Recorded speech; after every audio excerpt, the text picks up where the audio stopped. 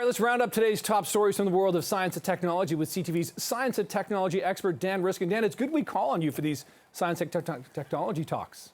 Since that's my expertise, yes, yeah. It is good. Because if you called on me for, like, what's happening in the world of showbiz, you'd be in big trouble. Right. That's why we have Richard Krause and Jax. Exactly. And E-Talk and all kinds of people. Anyway, we're here to talk science and tech. And you know what? This time of year, the bugs are starting to come out.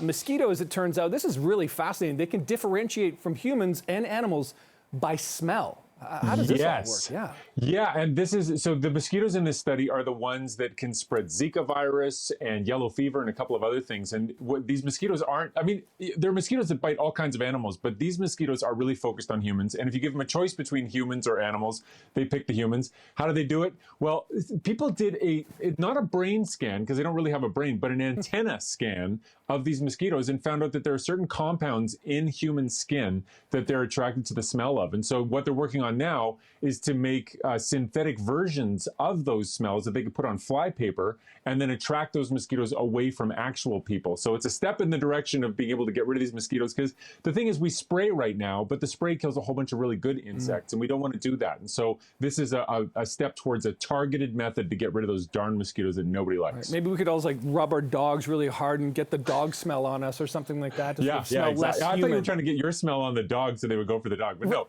yes, you want to smell more like a dog, yes. Yeah, I guess so. Okay, Dan, this one had me thinking all weekend long, because the science of one-hit wonders. I'm curious about this because if there's a science, you'd think they'd figured out how to make a second hit. Right. Well, so this is cool. So really what this is trying to figure out is what determines if it's going to be a one-hit wonder band or if they're going to have a whole bunch of hits.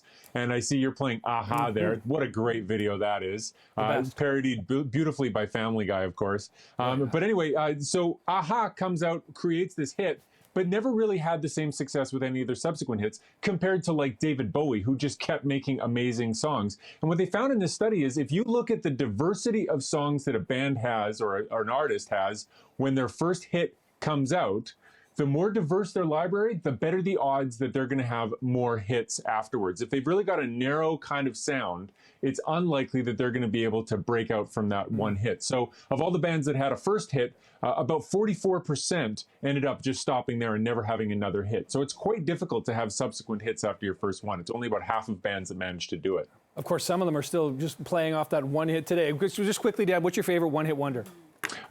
Soft Cell, Tainted Love. Sure. Yeah, that's really, awesome. that goes a long way for me. What about you? Aha, Take on Me. That would actually be mine. So that's why I got that video going. Listen, Dan, great to take on these topics this morning. Thanks for joining us here.